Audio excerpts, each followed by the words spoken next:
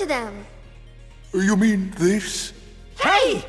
The Guado take care of Guado affairs.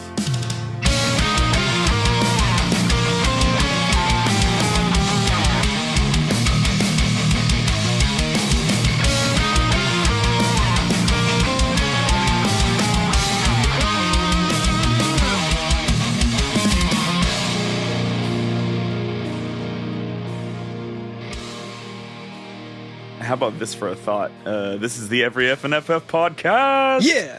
Remote edition part 2. Hell yeah. COVID's back, baby. It's like McRib. The calm is over. Sin was never defeated, but we pretended like the calm was happening. Now we're, back to where we were at the start of all this. So we're there were still tons of people who were visiting the Moonflow beach and spreading sin to each other. Toxins. Yeah, right. Yeah, spreading the toxin. Also, Mrzwanzig's here again, baby. Yes, It's me. Yeah. You. How about that for a big fanfare intro? returning champion. Blitzball apologist. We've recruited him back. Apologist. We pressed Y. We recruited him for one more game. Yeah, watching- so after we had all that technical, mechanical blitzball talk last time, I figured I'd just join for a nice, chill, joyous occasion because we've got a wedding this week. So it's gonna What be a better good time. occasion? What better occasion than a wedding? And we're gonna get married. It's gonna be so lovely. I'm sure you I love agreed it. with all the Lucans that they should have just had it at the stadium. Yeah. Like a half. What could go halftime wrong show. there? Yeah. We already know that fiends just can pop into the stadium at any time. It's not safe enough. I for one want to get married at a hockey rink. Just keep the groom's party on their toes, literally. You have gritty officiate. Yeah, right. If only you could be so lucky. You know what? I just had a thought. You know, it would be you know how people have the little the knob on the back of their cell phones. Do you know what I'm talking about? The The pop little- socket. Oh yeah, like the pop socket. Yeah. I'm gonna put one of those in the back of my Switch Lite. Yeah, Carl's got one with the Aurochs on it. Yeah. On your I'm Switch? trying to reach it, but it's also It's on gonna his get phone. kind of close to. Oh, on yeah. his phone. Okay. I was like, oh, that's that's so ahead of the time. But yeah, we're going to Macalania Temple to witness such a joyous occasion. Seymour and Yuna getting married. Love it. Our friends finally getting together, like we were hoping they would. That's right. Everyone's, Yeah. everyone's really excited about it. Parking was a breeze. Like there was no one else, no other snowmobiles here. Yeah. When Titus finally rolls up, none of the other snowmobiles are here. It's like, oh god, they all fell off into the big crevasse. But there should be like a limousine one with like the with the cans and stuff tied to the back Yeah. of it. Yeah. If you add the cans, that's where Yevon draws the line. You put the cans on the back, it's Machina. The snowmobile's fine. But yeah, it's pretty cool because the entrance that we're getting ready to walk into from outside takes us slightly under the ice, right? We're under the ice, but there's no water down there, right? As far as we Is can that what tell, everybody's understanding of this area is? yeah, it's almost like a cave. There's tons of. I mean, this ice bridge that we're walking along, like a catwalk, it defies all logic. I don't know if it's naturally formed or man-made or anything, but It certainly doesn't look sustainable. especially I know global that- warming and whatnot. Yeah, I'm just trying to figure out if we're in a cave or if we're in exposed air. I kind of took it little as both. it being an Arctic cave, kind of Yeah. But under just a the ice, but, yeah. gigantic room. yeah. Yeah. But yeah, there's still another ice path that takes us to the actual temple itself, which is pretty dope because it's being suspended from the ceiling, Yeah. which is pretty fucking cool. Wild. Yeah, this area looks really cool, and this temple also looks incredibly cool as well. It kind of looks like a what I imagine a separate, a different garden in Final Fantasy VIII would look like a cool, edgy Oh, it one. does kind of look like a garden. Yeah. Yeah. I see that. I actually saw it. I was like, oh, it looks like a dragoon's helmet from any of the other Final Fantasy games. It's very ornate and golden with almost fins coming off of it, but it still has Yeah. the pillars that a lot of the temples have. Yeah. But it almost looks like a yacht or something. I don't know. It looks Titus feels right at home. it does remind me of like a ship, like a spaceship or something. Most specifically, like from I don't know, like Star Wars prequels or something like that. Oh, Where it's hell yeah. like very ornate and I don't know, French architecture or something like that. I guess it's appropriately fancy for the whole wedding thing. Right. Yeah, for the theme, yeah. Do you think multiple people get married at Macalania Temple? It's like Vegas, like one of the real quick, like there's an Elvis impersonator who's like pronouncing Seymour and Yuna. There's always like a Maester impersonator. There's like somebody who looks like Seymour, kind of. They were like, usually it's really hard to get a date locked down, but after Meehan, we suddenly had a few openings. But yeah, like once we go inside and we're on that long bridge, there's like an Albed just there, who I guess is one of the ones who was trying to kidnap Yuna just a minute ago, and she's like, "Yeah, I lost my gang." You're fucked then. And she just says, lost cold, my gang. I don't know why they all abandoned the snowmobiles. Yeah, I know. Well, like as soon as they rolled up, they just fucking flipped them. They were like, "Fuck these things." Yeah, they surrounded us, but then they scattered as soon as the tank showed up. Yeah. I don't know what they were thinking. I didn't want to be around the crawler. Oof. It would be like if the dirt bike kids that are always driving around in Philly just like hopped off their dirt bikes and like ran away instead of just riding them. Yeah, just a big pile of them just left in the street. This Albed also gives you 400 gil and says, "Here you go." Yeah. And you talk to them again, it says, "It's cold, ain't it?" Yeah. I do love that. It's funny too because if you look at it, like I have most of the primers to like be able to read this without like too much difficulty. That they're saying it's cold, ain't it? But like if I didn't and I just saw these apostrophes here, I'd be like, what the fuck are they saying? Once we actually get up to the temple itself, like past this little ice bridge, nothing really happens on the ice bridge. It's just we just walk across it. You know what I mean? Nothing gets in our way. There's no like encounters, anybody to talk to or anything. But once we get to the temple itself, there's like a guard out front. And he's like a burly bald dude or whatever. Like he's like a bouncer at a club or whatever. Monk. I think he's a monk. A burly monk. Yeah. Like a burly monk. And he's like, halt! The likes of her are not welcome in this hallowed place. And he's like stopping Riku from going in, right? Yeah. So does like- he know Riku is a Albed just by looking at her? By her eyes, I guess. It's Yeah. probably the thing where, most bouncers, like, instead of his job to check IDs, his job is just looking everyone's eyes. Look at people's eyes. Yeah, or like, oh, you can't come in with those shoes. Sorry, and you're like, what? Supposedly everybody's pretty easily able to tell, but Waka Except Waka. Yeah. never except- figured it out. Except for the most racist person. Yeah, I know. Much for no He doesn't Diana, even know yeah. why. Or like,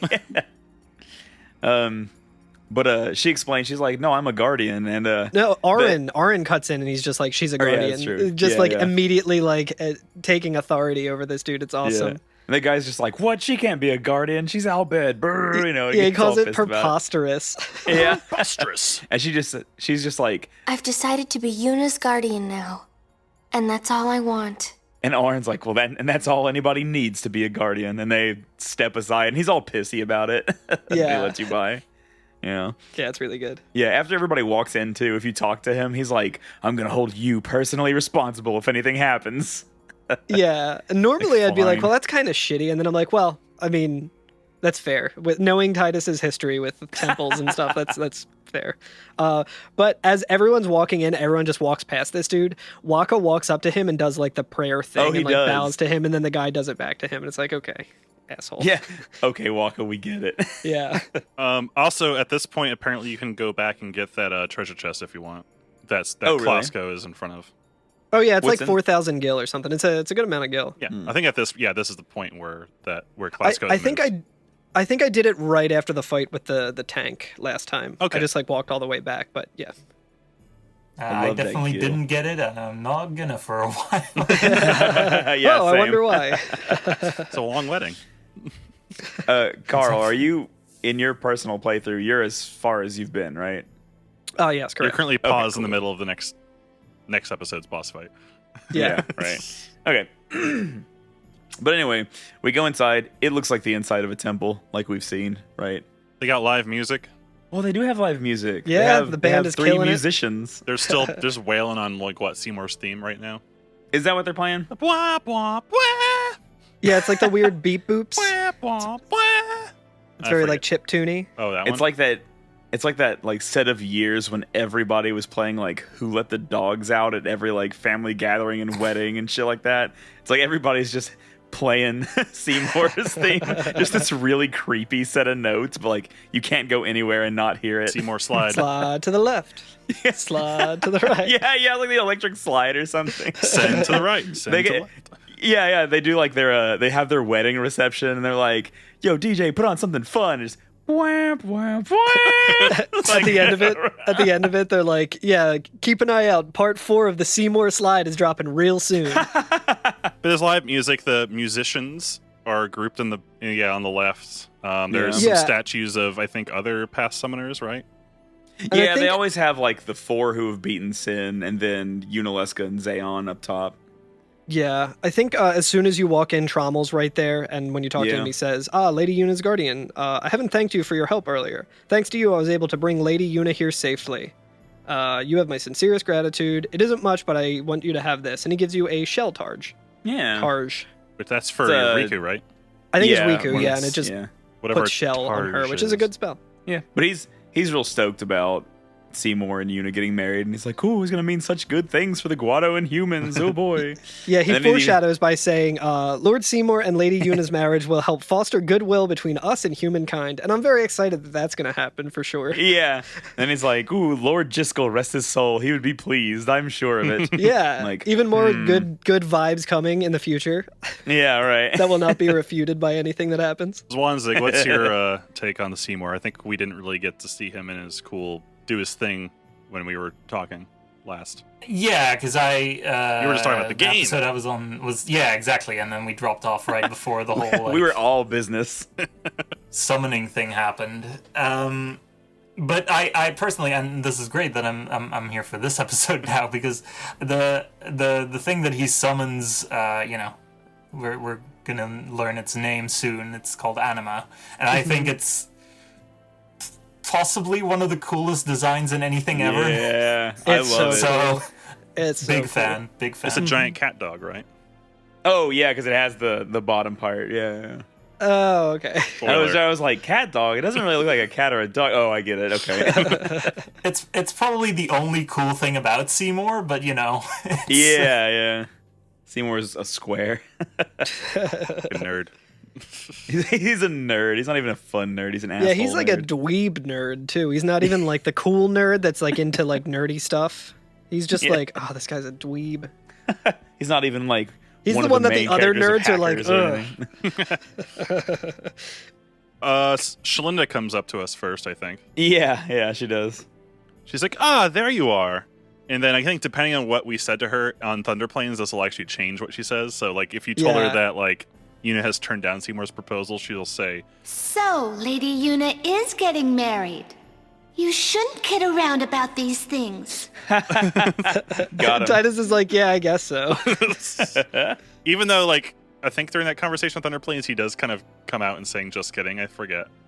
I told I her think just you have kidding. the option to. You have the Oh, option to say right. just kidding, Yeah, but yeah. you can also like double down on it. Yeah, Um, I told her just kidding, and she was like, "Oh, what?" Oh, what? Yeah.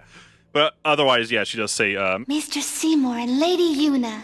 I couldn't be happier even if it was my own wedding. now victims of sin will have something to be joyful about. She's like Yeah. hoping to catch the fucking bouquet. She's like, "Oh, Shalinda's always a bridesmaid, never a bride. never a bride." I like that she does, like, after that interaction with Titus, she says, "You're not happy?" And he says, "Nah, it's complicated." Yeah, right. Yeah. But yeah, Titus wants to know where Yuna is, and Shalinda's like, "Oh, I believe she's gone to the Cloister of Trials with Maester Seymour," and like. As soon as she says that, the rest of the party's like, "Uh-oh," and like runs up the stairs into the fucking like cloister. Yeah, they're just mad because they want to do the puzzle. Yeah. It's my summon, damn it. Yeah. We're the guardians, damn it. But yeah, they all run up there. Next. As we're going up the steps, yeah, a nun comes running out, I think, of chambers, right? Yes. Yeah. There's been a scandal. Yeah, what does she say? She said, Lord Jiskel, A sphere in Lady Yuna's belongings.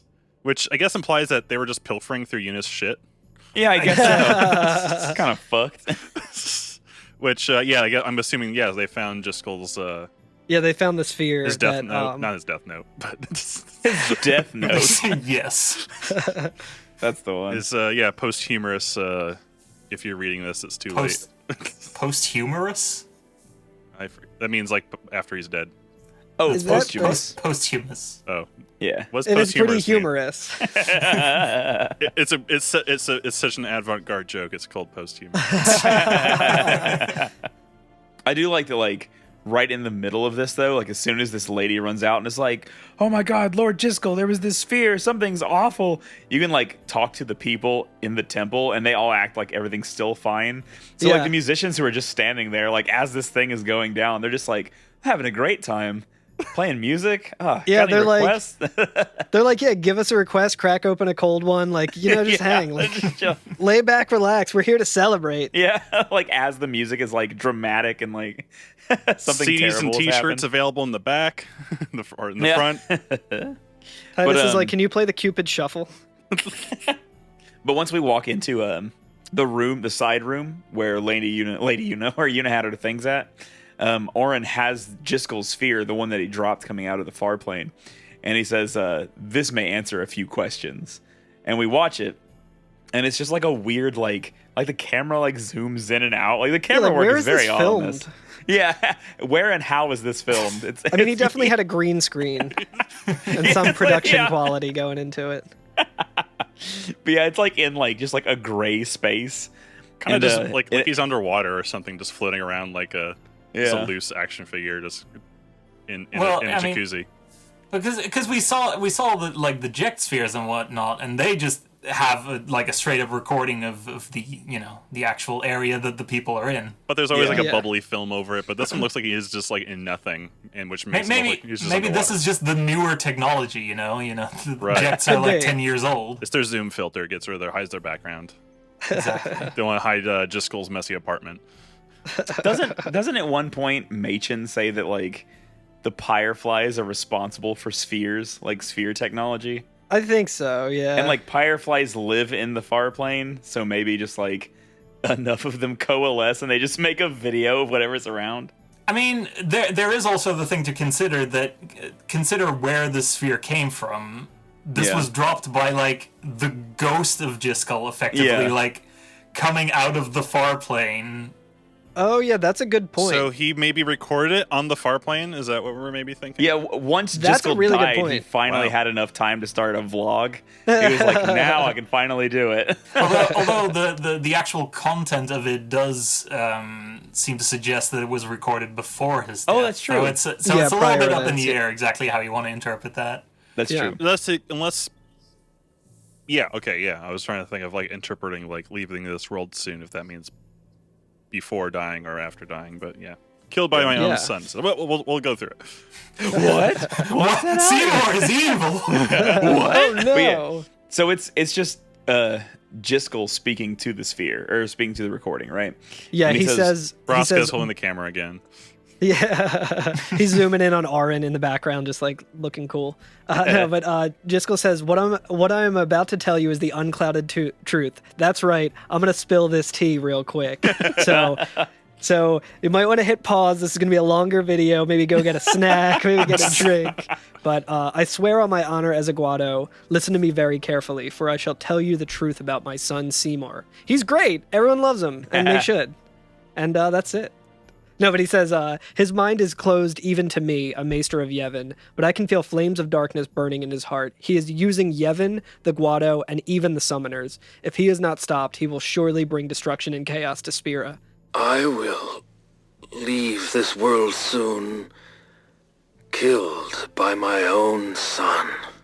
But I do not fault him. Because I was not wise enough, he has suffered and become twisted. I could not protect him and his mother from the world and its cruelty. I will accept death as a punishment for my deeds. But whoever is watching this, I implore you to stop Seymour. Stop my son. Damn, all I ever really wanted was just a little bit of encouragement from my parents, not for them to want to kill me. This is reverse Oedipus shit going on. Well, I mean, he did kill his dad, so it's Well, more that's true. like actual Oedipus shit. actual Oedipus stuff, but from Oedipus's father's perspective. Yeah, and then like after the video's over, Oren just goes, wonderful. It's like so bothersome. He's like, I'm just trying to finish this shit. I've already done this shit once before. I'm just trying to get on with it, and he things just wants keep to fight making it sin, worse. man. Just let him do it. Like, I've already got my hands full with these fucking kids.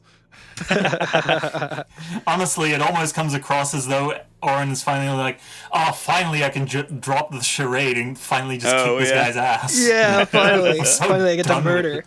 Like Riku says, "Will Yuna be all right?" And Oren is just like, "No." Yeah, he says without us, no. And then Yeah. like he like walks away, I think, and then Kimari and Riku both run after him because they're like, oh shit, she's not going to be okay unless we do something to intervene. Yeah, so everybody starts running off, and as they do, Walk is like, well, where are you going? And Titus is like, you saw Seymour's bad news. And Walk is like, oh, but he's a maester. And like Titus finally had enough of Walk's shit, is like, fine, stay here if you want. Yeah. And like Lulu's like, she's trying to be like the amicable one, and she's like, come on, Waka, let's at least hear him out. And I like Waka just goes, oh, this can't be happening. Yeah, Lulu's like, just think about this as an opportunity to learn more about Seymour as we murder him. Yeah, right. But yeah, I feel like if you talk to like the people, because there's people in this room with you as you're watching this video, like there's just like people who work at the temple or people who were here for the wedding. They're just like, I'm gonna pretend I didn't see that. Yeah, something horrible happening within the church. I'm gonna pretend like it didn't happen. Right? Yeah, exactly. People, yeah, one of them's like, oh, there has to be some kind of mistake. That's probably not right. Yeah, which like, I feel like that is kind of an understandable take after seeing something so like earth-shattering. yeah. But, like if you're so in this religion, you'd be like, yeah, that's got to be a mistake or a prank or a deep fake. Can't believe they're using deep fakes with Lord Jiskel. There's the frog musician who sings, hey, this place is just like mine. It's damp and cold. It makes me sleepy. I do like it. I do like that. We better start the wedding before I get too sleepy. Yeah. Did you guys go into the other room where there's The left chamber? like I it's like the did. same set of musicians, and I was like, are these guys just like following me around? Like it's like cocktail hour or something? But like one of them does say that like they're a different group of musicians. Yeah. Yeah, It's there are multiple of these guys. There was, if you remember the scene in Luca where Mike and Yeah. Seymour first arrived, there's like two of each. Yeah. It turns out that there's only two of me. Maybe. I don't think we ever see more than that. Yeah. But I'm trying to pull up the. oh yeah, like on the left side, on the left room, there is like another frog drummer, and he says, "Have you seen my cousin outside? We're always competing with each other. But unlike him, I'm a diligent worker. I only sleep on the job sometimes, not all the time." So if the one outside is his cousin, there have to be at least 6. It's a race of musicians. them? You don't know how this this genus works. They could all be. It's true. It's true. I don't know Yeah. how breeding works with Wait, this. so there's a hold on. There's a frog drummer in the left room and the right room, and then there's one outside. So there's at least 3 of each. Nice. Is there one in the right room? We just came from the right room. Yeah, I didn't see a frog drummer in there. There isn't one? I thought there was. Maybe Oh, there Oh, is. oh, you're think right. so. You're right. Sorry, there was. Oh, I was gonna do maybe. Also, I like the okay. So after we walk out of either of the rooms, the guard who was guarding the Cloister of Trials to Macalania Temple, he's like on his butt at the bottom of the stairs, and he's like, oh, that Ronso, he came past here, and he's like, oh, Bavel will hear about this. And so like there's Yeah. like this whole like commotion.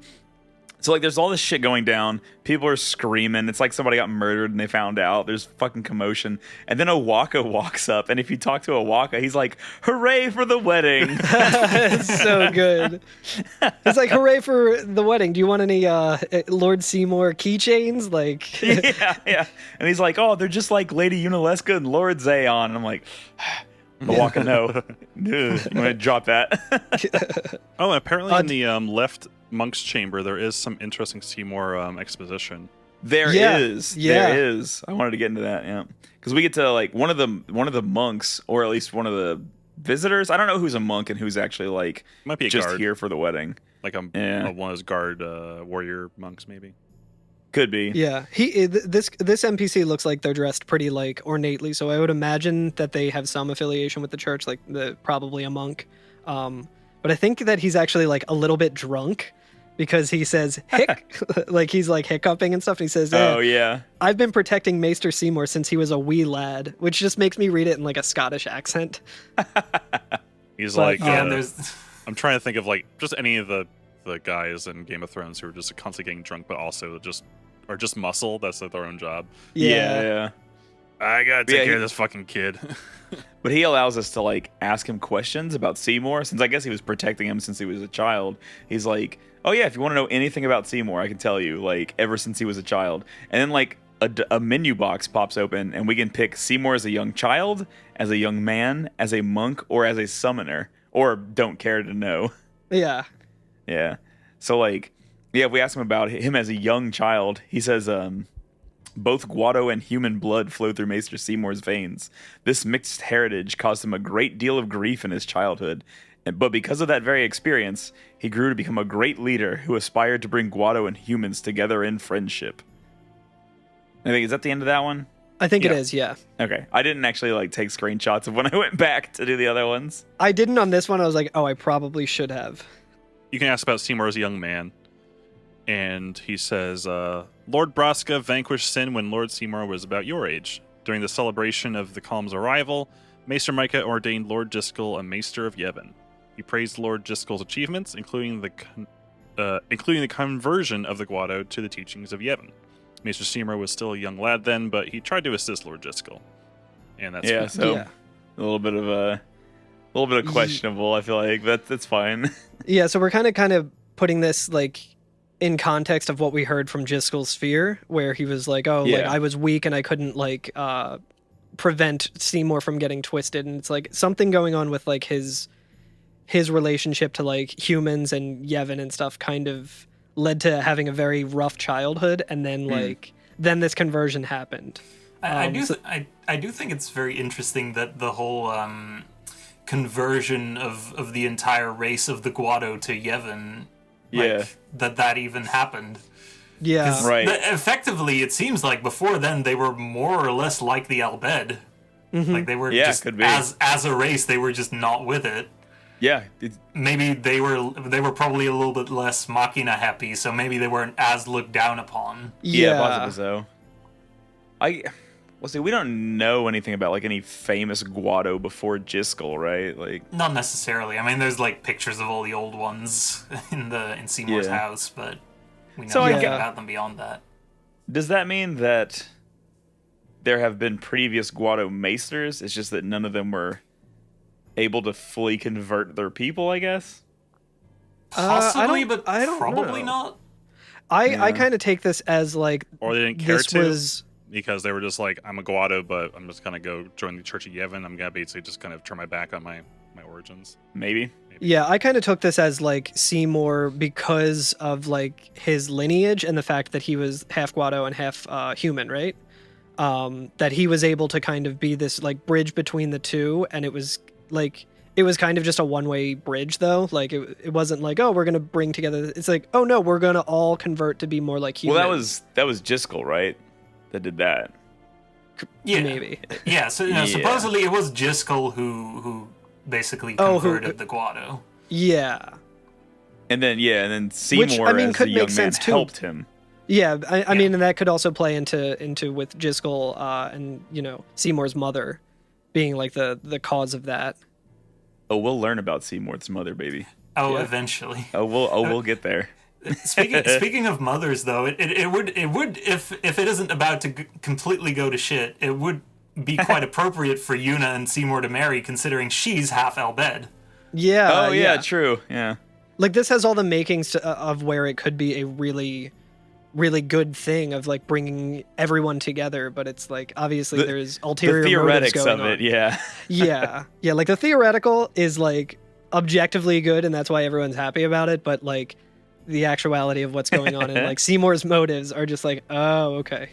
So, but after Seymour was a young man, he became a monk. Yeah, and as a monk, Maester Seymour soon distinguished himself. His accomplishments were many and acclaimed by all. He shot up through the ranks quickly, he did.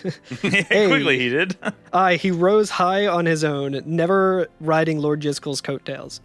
He's truly a remarkable young man. So, Yep. And then our last option we get is as a summoner. Mhm. And He says, as a summoner, Maester Seymour's strength is matchless. We'll Yet see he about became that. Yet he became a Maester of Yevon instead of undertaking the pilgrimage to battle sin.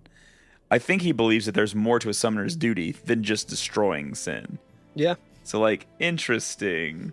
Yeah. Like, because, like, that's what we know about summoners, right? Is summoners go on That's a their pilgrimage job. to fight sin. Yeah. So the idea that he didn't is interesting. Especially given that he has this reputation of being the most powerful summoner. So it's like, Yeah. why aren't Yeah. you going on this pilgrimage to defeat Indeed. sin? Indeed. Yeah. And then I talked to the little kid walking around in this room who just said Seymour smells so nice. Yep. So that's if there's a couple things that we know about Seymour, we can add fragrant to the It list. smells nice, according to this Smells child. nice. Didn't we already do that first season? Was Sephiroth smell like? Sephiroth. Yeah. We actually have a canon answer for this one though. Like we Nice, actually I know. guess Like so. no, Yeah, he it's smells like never lilac. explicitly said though. We know he true. smells good, but we should probably also have people rate 5 stars on our podcast and tell us what Seymour smells like. I guess it's subjective, right? Because he could smell like gasoline, and like some people like the smell of Some gasoline. people like that, yeah. Yeah. Also, so- I know he comes from a woodsy area, and he ends up going through the Thunder Plains to commute. So he probably sounds like kind of like wood smoked, maybe. tea tree. Yeah, he smells Trees. like a nice wood grill. I love smoky wood. That's so good. Yeah. Wood Yeah, smoke. right. Yeah. There's a couple of things you can get just from talking to people in here. Like someone gives you Yeah, everybody an in this elixir. room gives you shit. Yeah, and they say it's like for Lady Yuna. I do like that the one guy that you can talk to says, I can't believe Seymour's getting married. It's certainly something to celebrate. Oh, wait, no. Wait. Never mind. The interesting one is when Seymour was first ordained a monk, he was my junior. Now look at him. He's a maester, betrothed to a summoner. And like I got the same kind of energy as that one NPC who was like, Who's all salty about it? yeah. But like immediately the he's just blitzer. like, I'm absolutely nothing compared to him. And you're like, okay, here's where he's going to be like, fuck that guy. And instead he's like, Seymour doesn't flaunt his status. He's a down-to-earth gentleman. I suppose. My lady. Yeah. Yeah. He doesn't flaunt his status living in the only mansion in Guado Salam. Yeah, having this reputation of being the most powerful summoner and coolest guy in the world. Definitely doesn't flaunt it, though. Yeah. But then we can actually go into the cloister, right? Yeah. Yeah, and so as the resident speedrunner, I must interrupt here real quick and Okay. talk about the the thing you can do here that speedrunners do is they skip the whole scene with Jiskel. You never actually get a justification for going after Seymour. You just go. We don't need that. We know he's a jerk. Yeah, just a political assassination based on a gut feeling. Is this the birth of the greatest glitch in FFX? Yes. Okay. So you know. Yes, okay, I know about it, and I yes. love it. I love it. Okay, so what you can do is at the start of the temple, before Shalinda comes up and talk to you, you talk to Trommel, who's at the entrance, and effectively you have to kind of like finagle your way into a particular position where you turn around so Shalinda comes up to you, but you're still talking to Trommel. And there's a couple of kind of skips like that in FF10 where the game just lets you move around during a cutscene effectively. So like while Shalinda is talking, you can walk around the area and just walk up to the cloister without having to go into the other room and watch the Jiskel thing. That's awesome. Wow. But for some reason, and this only happens on the original PS2 version, it doesn't happen on the later releases, even though you can still do the skip. If you do it on a particular frame, I forget exactly the details of how this goes, but if you do it a particular way, you get the audio glitch, as Yes. it's known. Oh, And yeah. It's this horrifying thing where Dude, like it's so good. constantly like bites of previous voice lines will just keep repeating ad nauseum, but like really fast, so Yeah. it'll just be like Yeah. It'll be like Riku saying like hey, and she'll be like yeah. But then like you'll hear like sound effects go like it sounds like a fucking like Skinny Puppy album. It's amazing. Yeah. And it, for the record, it doesn't stop. Yeah. So if this happens in a run, and you don't want to like reload the save to fix it, which you generally wouldn't on a good run. You're just gonna play the rest of the run, which is another like 4 to 5 hours with the audio glitch. That's and so good. this has been like in world records before. Yeah. So how many hours into the run is that versus how many is left? It's like this, I think, is round about 5.5 hours, I want to say, and the run total is a little bit over 10. I could be a little bit off on that. So about half of the game is 5 hours. Yeah, of it's this. about half the game. Great. It's wild still as a person who runs FF5 to be like, halfway through the game, I could still run FF5 in a shorter amount of time that it would take to run the rest of FF10. That's a long run. This is gonna be a long season. It sure is. Yeah. Well, Nemesis % win. So do we want to plow our way up into the trials? Let's go. I'm ready for a trial, a pre-solved trial. Yeah. So we run up into the cloister, and there's just like an ice hallway, right? It's just like a full hallway, and there's like little like metal plates on the ground, it looks like. Yeah. These will become important later. Yeah, I was like, oh, if I step on this, some arrows are going to get shot at me. Yeah, Like, that's what I thought at first, too. some sort of pressure plate. Yeah, that's exactly what it looks like, yeah. But, If you go through here the first time, like, and you don't already know the game, you just think, oh, I guess this one just doesn't have trials. This is yeah, just a right, hallway. right. Yeah, I was kind of like, okay, well, They just solved it. I was like, this kind of answers the question that we had before, where like all the Guardians went through in the first one in Besaid, and then Titus goes through, and Titus still has to like Fix all solve the, it, even do though everything. like Yuna's in the Chamber of the Faith, and it's like, when does this reset? Like, why is it suddenly? And I was like, oh, okay, well, in this one, for whatever reason, we got it before it reset automatically. Yeah. There's a time frame in which like it's okay. Surely there'll be no annoying puzzle here. But yeah, when we run in, the party's in that hallway with the exception of Kamari, and Oren even says like, Kamari's up ahead, let's go. And then as everybody is walking past Oren, like everybody kind of like goes toward where Seymour and Yuna are. And as Waka walks by Oren, Oren just says, like, has an aside to him. He's not even like facing Oren. He just says, We will protect Yuna from anyone, even a maester. and I'm like, ooh, get him. And like And Waka gets just all like, nervous. He's like, oh, this can't be happening. I know. I actually like, You can't stop saying it. I get like Schadenfreude from this part where I'm like, look, Waka, look at it. Eat shit. It's happening. But like at the same time though, this is probably very upsetting for him. Yeah, you kind of can't help but feel a little bit for Waka, just because he is such a great guy aside from all the shitty parts of him.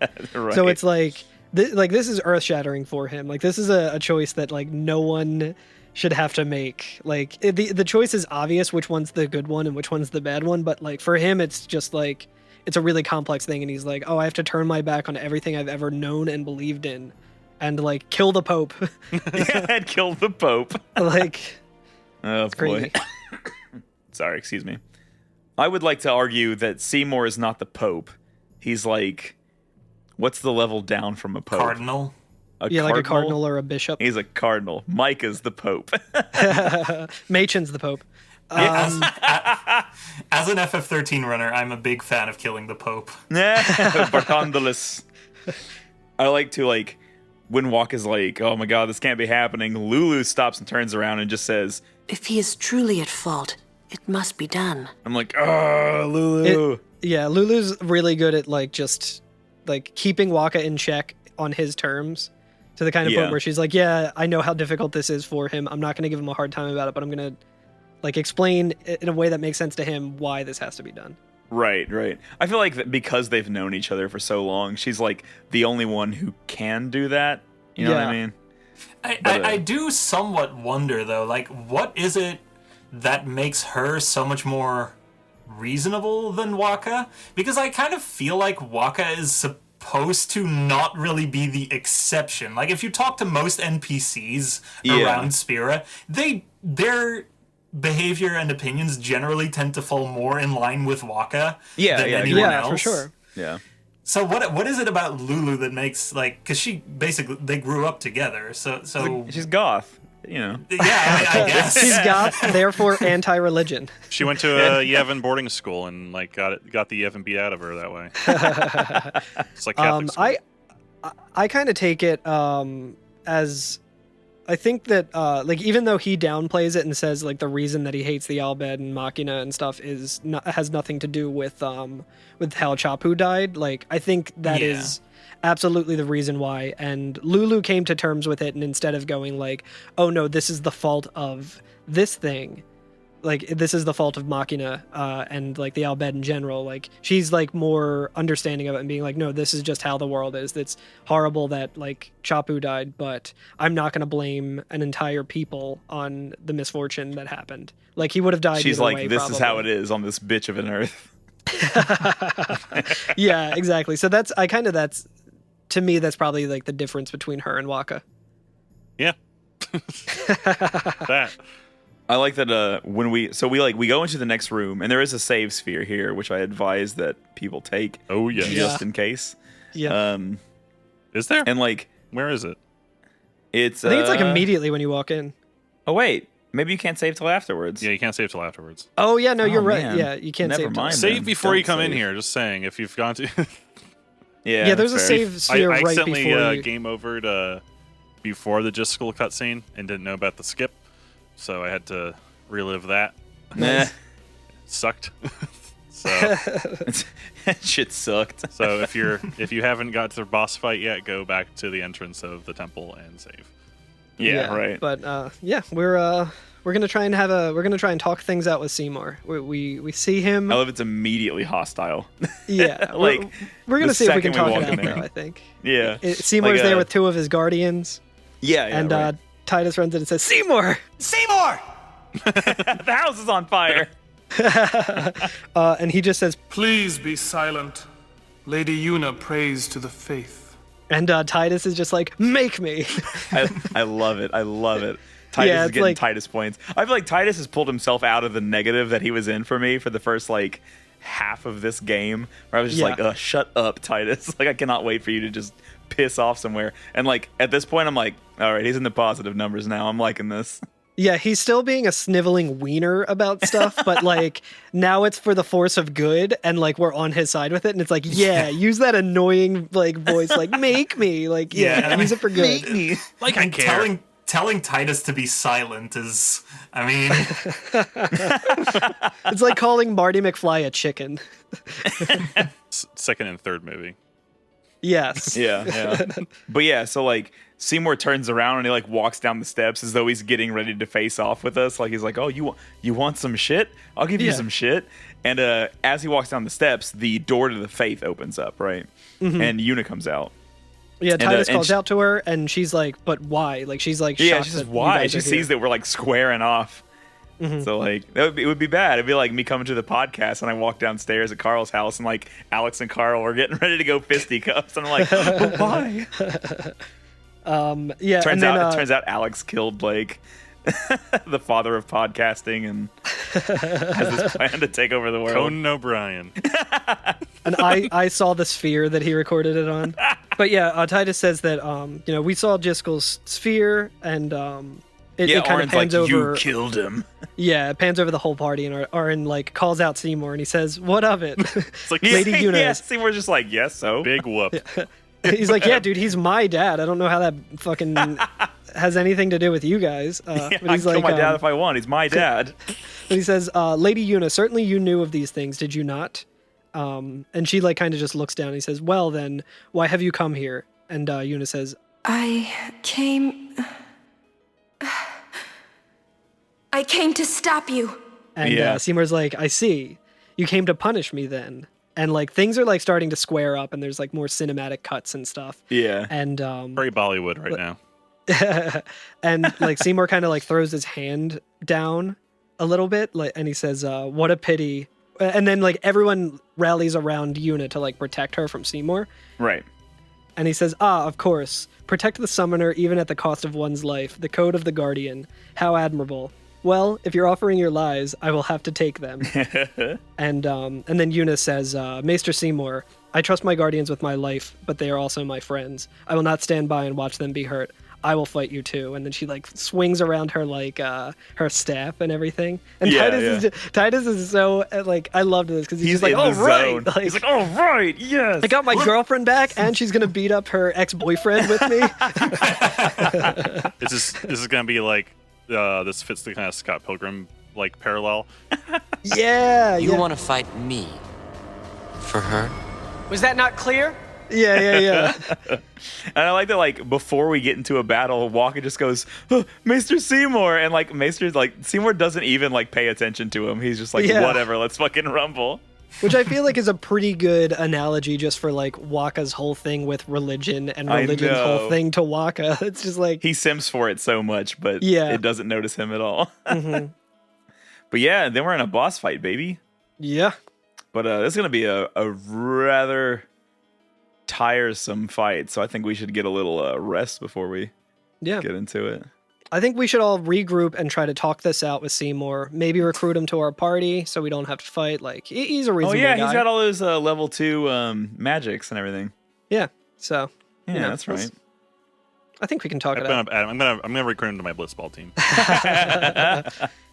He does the Jack Shot Mark 1. I'll make like a Anima block. I'm gonna make like a Final Fantasy status condition that causes petrification and break.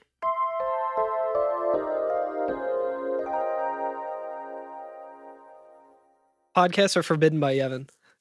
All podcasts are bad Machina. Name one good Machina. Name one good Machina. I'll wait. Oh, you're a fan of Machina? Oh, you're a fan of Yevon? Name every forbidden Machina. I was gonna say you're a fan of Yevon. Name 5 of their precepts. Anyway, it's battle time, baby. Yeah, it's time go to duel. As Carl would say, that's a reference to someone else. We're about to end this Maester's whole career.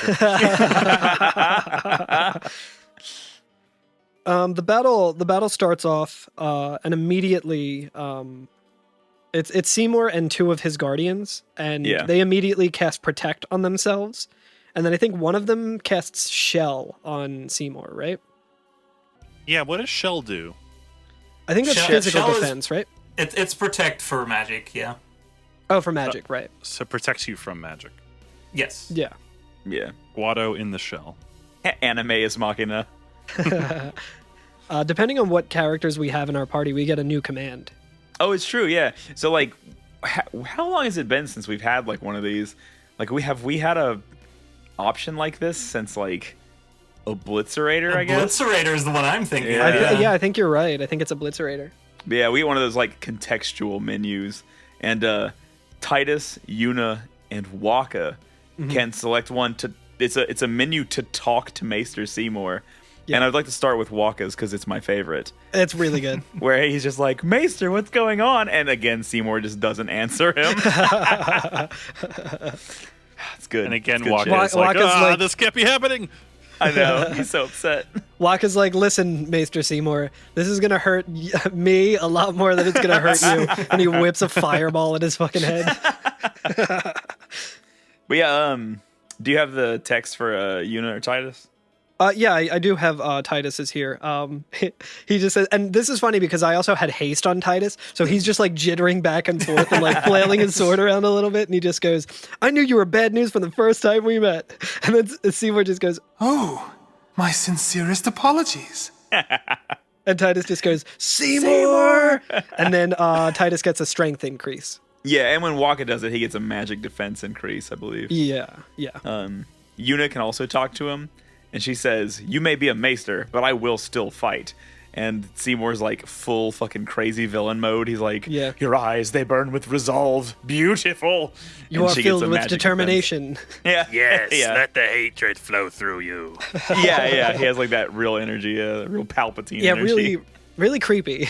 It's funny how, like, as a player, like, we know Seymour is like kind of the bad guy, but everyone's like, no, he's a good guy. But as soon as there's the any first evidence, sign of anything, like, yeah, he's like, just completely like, off. I'm a villain. Yeah. Wahaha. So I will say this: I like this fight a lot. Me too. It has a lot of interesting quirks. There's a lot going on with it. There is.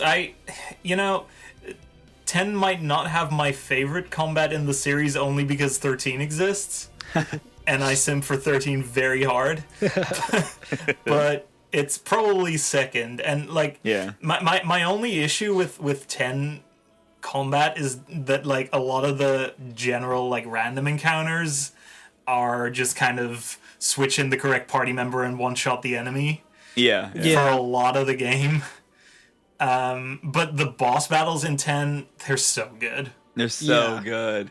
What I really like about these is like as soon as you go through it, you're like, oh, I probably could have made this way easier on myself if I just like did a couple of other things. Like if I was able to like break through shell or something, or like cast like something that gets rid of protect, like this would be no problem. But because I didn't know that going into it, it's like, oh, okay, well now I need to just kind of adjust. Like I have the tools that I could probably make this way easier for myself, but I have to just go through because I didn't set it beforehand. I really like that. Speaking of shell and protect and like having the right tools, my Yuna does not have dispel yet, which I could see being a boon for a lot of these battles to dismiss that. Yeah. That's like exactly where my brain went, where I was like, there's a magic that I could be using here to make this like no problem at all, but Yeah, I didn't even have her shell or protect yet, because I was fairly underleveled, and also I forgot to level her after the Spheromorph boss, which I only realized during the crawler fight, and after the crawler fight you don't get a chance to level her because she's out of your party.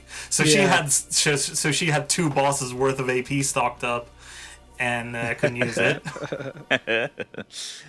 So I would say like the first big challenge in this fight is dealing with the 2 Guado Guardians, right? Because like every time you hit Seymour, I think, they heal him. And so you just can't do any sustainable damage. Not exactly. Yeah, they will. How does it work exactly? So if you go and attack Seymour, they will dodge that. They will take the hit for him, and they also have auto potion, so they are constantly, anytime you deal damage to them, they heal themselves 1,000. And it's a high potion, right? Yeah, it heals for 1,000, which is more than most of your characters are probably going to be hitting for, except maybe Titus if you've got a strong Titus and you use the talk command. Yeah. Or if you've cheered a lot. Yeah. So I know that there are multiple ways to deal with this. I was talking to Alex on the way home from podcasting last time, who had a really interesting version of dealing with the Guado. What was that? So I found out that for some reason, this fight, you can use Auron to use Threaten on them, and so which will basically petrify them for 1 move, and then you can attack them without them using auto potion. Yeah, which I found out does not work with future Guado fights, but just these 2. But it works on them, and for this one fight, which is kind of cool because So how I had it is I had Auron threatens one of them, causes them to freeze. This will also have work on the next boss fight as well, and then Titus will just strike, and then they won't have auto potion. I just kind of repeat that. Now, I don't know if this is the case, but it looked like during my experimentation with this and a boss battle coming up later, Threaten works until Auron's next turn, or the next turn of whoever takes his place. Is that right? Because sometimes I could get multiple hits on somebody who is threatened. But I'm not sure. I could never get a hit on a threatened enemy with Auron, though. They would always like unfreeze by the time it came back to him. Yeah, maybe it's this one. It works maybe like sleep or whatever, where like maybe a certain hit maybe like will release them from that. Could be from that thing. But if they are untouched until Auron, then it'll reset maybe. I'm gonna be honest. I've never used Threaten, so I don't know. Well, it's a weird skill. Like the applications of Threaten are not immediately obvious, and I feel like in a lot of games, 10 included, bosses are not always susceptible to those kind of skills. So Seymour is unthreatenable in this one, right? Yeah, in this section in particular, I feel like a lot of the bosses you'll try and do something to, and it'll immediately just say immune. Like I was trying to use things to like delay Seymour's attacks. And I think he was immune to all of that, so it was just pretty much like, okay, I'm just gonna... I think I was able to use slow on Seymour and haste on like everyone else. So that was kind of a way to mitigate that. But if I try to use like delay attack or something, it doesn't actually work. Now, what did you do, Carl, for the Guado? I pretty much just do what I've been doing in all of my fights, which is just like unleash Lulu on them. Because like, despite the fact that they were like protected and stuff, like I think it got to a point where I could just one shot them with like level 2 magic. Oh wow. Okay. So it didn't really take me too long. Like I went back and forth a couple of times to just see how the battle's working, but I was able to take them out pretty easily just having Lulu use magic. All right, speedrunner, what do you do? I forget exactly what I did in this particular playthrough, but I think I probably stole their high potions, because that's something you can do. That's probably the easiest way to kind of neutralize them. I love that. Yeah. Oh, okay. So if you steal from them with Riku, you get a high potion, and you also steal their infinite high potions that they can use on themselves. Interesting. Yeah. Oh, that's awesome. Yeah, I didn't notice that, I don't think.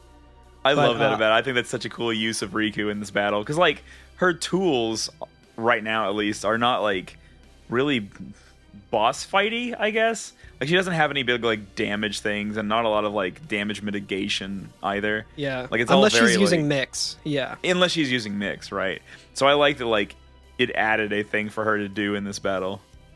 Yeah, that's cool. Awesome. Now I will note, I was not using speedrun strats in this playthrough. The speedrun doesn't even bother going for the guards, because while they block your regular attacks, you can hit Seymour with just about anything else. Okay. So you can just cast magic or throw items at him, or even use overdrives. And if you get to the next phase of the fights, the two Guado, they just drop dead. Really? Just apropos of nothing, they just fall over and die. I like the lore implications of that, like which we can kind of get into. Like, obviously, that's just the kind of thing where like the developers were probably like, well, there's no way that you're going to get to a point where you have to fight Seymour's summon while the Guado are still defending him. Yeah. So, like, it's probably just one of those cases, but that's really cool. I'd like to read into that more. Yeah. So it doesn't take a ton of damage on Seymour to get to that point either. It's only 3,000 HP of damage you need to deal to him. Before we get to the phase 2, I'll just point out one last thing, which is really what Seymour is doing for this phase of the fight, which he's casting one of the level 2 black magic spells on you every turn, right? Yes. Correct. And if you have Sensor on one of your pieces of equipment, it actually tells you the order in which he's going to attack. So it says like, oh, he's going to use Blizzara and then Watera, Thunder, and then, yeah, and it tells you the order that he's actually going to cast it in. Yeah, this would be a good opportunity to bring out Yuna and predict, maybe cast a null spell. Exactly. Those are very useful for this fight, and especially once you get into the later part of the fight. Yes, yeah, huge. But yeah, like you were saying, it's not that hard to get him into phase 2. So you've either beaten the Guado or they just fall dead at this point for no reason. But he calls that fucking scary ass summon that he called at the Blitzball Stadium in Luca to fight you now. Yeah, Anima. He says, "Feel my pain, come, Anima." Yep. And that giant fucking hook comes out of the sky and like drags it up from the fucking earth. It's so awesome. Fucking cool. It's so metal. It's very it's Dark like Souls, screaming in pain as it comes up. Extremely Megadeth like album art. Yeah. I also like that the attack it uses is literally called pain. Yeah. And pain, pain, like, feel my pain, like, oh. And with pain, I think, is that a counter attack? I'm not entirely sure how it works, but I do know that every time I got hit by it, whoever got hit by it is just 0 HP. For me, it causes instant death. Yeah. Okay. Yeah. Okay. Got you. Yeah. Yeah. That's unfortunate. It is. So, okay, conspiracy time. Are you ready for this? I'm ready. Okay. I'm always ready. So, Anima's attack is pain. And the NPC that was walking around Luca looks like the pain from Metal Gear Solid 3. So FF10 predicted Metal Gear Solid. Oh my god! And the crawler looks like the Shagohod from Metal Gear Solid 3. Oh my god! We're through the looking glass once again. Metal Gear Solid 3 takes place in the Final Fantasy X universe, which is our universe. So yeah, Spira is within us all. The Cold War is actually a thing that happened, isn't it? Yeah. There you go. So that's it. Aside from that, the other kind of gimmick that's going on with Anima is that so Anima. We can see its overdrive limit that is constantly, like, anytime we attack it, same as with ours, it will increase a little bit, and it also has an attack that's just called, or like a move called Boost, which I think just gives it extra. Every summon has Boost. It's like when we fought Belgamine, and if you remember, like the instructions for that fight said like summons go in a particular pattern. Like they always have the same pattern. Learn what the pattern is, and then act accordingly. And even though this isn't a summon on summon fight, Anima follows those rules. It could be. Well, yeah, we'll get the there. game heavily encourages it to be. It does, yeah, because as soon as he comes out, Yuna says, "Oh, Faith, lend me strength," and so, which I think is the game's way of being like, "Hey, you should summon." Oh, it's also kind of like poetic. I usually have Titus in the fight, and he's a lot less mysterious about it. He just goes, "Yuna, the new Aeon." Oh, okay. yeah. Because she just got the new one from That's true. From the cloister. Because she came out of the Faith when we saw her at the beginning of this cutscene. Oh shit! I didn't even think of that. Did you not even use it? I did not use. I did not use her because I didn't get the name entry yet. I didn't get that. Yeah, right. So if you go to her summon list, it's just question mark. So what I think I ended up doing was I summoned Valfor first because Yuna had an overdrive. So when it got to a point where Anima was about to use it's like overdrive, I was like, okay, I'm gonna just have one of my summons take the brunt of it, and then I summoned Valfor, and with Valfor I used Energy Blast or Energy Ray, I forget which one, and I did quad 9 damage and overkilled Anima. And I was like, okay, sick. Nice. And then after that phase, I finished it off with the new Aeon. Okay, I actually did bring out the new Aeon. And even though we haven't named the Aeon yet, I feel like it's pretty safe to just be like, it's Shiva. If you've played any Final Fantasy game before this and you see this, you're like, oh, it's Shiva. Yeah, it's Shiva. Which I do love Shiva's summoning animation. It's really cool. Oh, yeah, it's good. Yeah. And she has like that like ceremonial like cloth that she throws off, and like Yuna very like gingerly catches it. Yeah. It's like very cool. I really like it. Yeah, I have a screenshot somewhere of when it's like a wrestler in his robe. Yeah. Of just like a bunch of ice particles or whatever, just showing Shiva's face a bunch. Yeah, kind of like a kaleidoscope sort of thing. Like it's very cool. Oh yeah, that was super cool. So I summoned Shiva, and I did like kind of the opposite of what Anima was doing, because like the thing is when Anima is in boost and you attack him, you're going to increase his overdrive bar by a lot, because that's what the function of boost is. Take more damage, increase overdrive bar. So I was like, okay, no problem. I'll boost when he's getting ready to use pain, because pain will either be a one-hit KO for me, or it'll just do some damage and increase the bar, which pain does not one-hit KO summons. So it just does like 800 damage or something. Yeah, it still does a decent bit, but yeah, it still does quite a bit. And like Shiva doesn't have any curative spells. She doesn't immediately. But she oh, can. she does. She does though, doesn't she? I didn't even think about that. Oh, I see. Yeah, you're right. Do you just have to cast like Blizzara on yourself? Yep. I didn't even think about that. Really cool. That's really cool.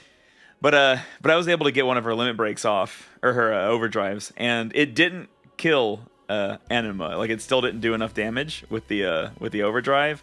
And then the next turn, Anima killed Shiva, and I was like, back to the fucking drawing board, I guess. But then I was able to use Auron's overdrive and take Anima out with that attack. Nice. Which one did you use? Did you use the one where he drinks from the jug? I used the one where he drinks it from his piss jug. Absolutely. I also did that in one of these fights, and I messed it up because I was doing all the inputs and everything, and I was on the last one, and it was X, and I definitely hit Y on my Switch because I forgot the button configuration. I was like, no! So I only did like 700 damage with it. I was like, damn it. So I guess since you guys went straight back and got all the other eject spheres up to this point, you basically got his second and third overdrive at the same time. So I guess you guys haven't really used Shooting Star. Dude, we haven't talked about Shooting Star. But Shooting Star is great. It's so great. It's such a fucking... It is just comedy in a fucking overdrive. It's so good. Is it similar to the star one that Tifa does in Final Fantasy VII Remake, where she just like punches around in the shape of a star? No. Okay. It's not that. But... Okay. You know what? we Feel free to talk about it. It's actually too good to spoil it right now. Okay. All right. But, I was gonna say we wanted to. You know we can what? talk about it. Assuming you haven't played this part yet, when you get to the next area, there's some kind of tough enemies. It's Try so using fucking it there. funny on them. Yeah, as a matter of fact, okay, if Alex and Carl, if neither of you have used Shooting Star yet, you gotta promise me something. Don't use Shooting Star until you're fighting the sandworm or the zoo in the next area of the game. Because they're enormous and it's the funniest shit in the fucking world. Hell yeah. Real Dune So hours. look forward to that. Yeah, no, that's gonna be a treat. Hell yeah. Okay, cool. We'll have a follow up next week, I guess, or whenever. I think 2 weeks. I think 2 But weeks. yeah. But yeah. So that's the second phase of Seymour, right? And during this whole phase, we can't attack Seymour. Did anybody? Because it's the same sort of thing as if Yuna summons. Like Yuna doesn't get attacked. We have to take down the summon before we can finish the fight. And I would say that if you're like anywhere reasonably leveled up, or you brought Shiva out or whatever, like I don't think there's too much danger of Anima getting its overdrive off. Yeah. Well, it happened to me. It was quite scary. Oh, you didn't get it? Okay. I've never had him use his overdrive before until this playthrough, where I made an oopsie and you've never had her use it. That is true. Anima is canonically female. Ooh. Sorry, man. That is true. Yeah, Animo is the male version. Is there a Mr. Anima? There is. Oh yes. And we've already met Mr. Anima, as a matter of fact. Oh, have we? We have. Tawaka. That'll be some side quest. That'll be some side quest post game shit that we'll talk about. But yes. Hell yeah. But you did get you did see Oblivion then, Alex. Yeah, Oblivion sucks. It's great. Hey, it's pretty good. It's not as so good as cool. it's not as good as Morrowind. It's definitely not as good as Skyrim, but it's still important, you know. Have you heard of the High Elves? I was trying to think of a gag like that, and I was like, the only Oblivion I can think of right now is the song in FF14 when you fight Shiva, and it's awesome. So Yo, we'll hell listen yeah. to that song. It's fucking good as shit. It's just a punk song that starts, and it has like vocals and everything. It's great. I was gonna say it's like that Grimes song. So Oblivion is wild. It's so good. What does the animation look like? I forget. It's like your party gets like dragged down into hell where the fucking where like Anima comes from. And it's like a swirl of like fire and black energy. And we branch from wherever Anima gets summoned from, we go down too, and we get to see that there's a bottom half of Anima, which is like a horrible like four-horned demon thing with like shaggy hair and it's tusks. like kind of scrawny, but it has like it's like long-limbed but like wiry. Yeah. It's real spooky. Yeah. It's got a real spook energy. But yeah, it does. I forget. It does a lot of non-elemental damage, I think, if I'm not mistaken. Yeah. So its arms are like chained up, and then it breaks free of the chains, and then it just pummels the ever-loving crap of whatever it's in its way. It's so That's good. so It's cool. just like pop, pop, pop, pop, pop, pop. God, that's so scary looking too. It goes real Pacquiao on you. That's a good joke for everybody who knows anything about boxing. I'm trying to look up look up the approximate damage. It can do a lot of damage. Oh yeah, it will fuck you up. It can very well game over you. And like every single punch does damage, and it punches you a lot. 16 hits. Oh man. Yeah. 16 hits, allowing it to break upwards to 1.6 million almost.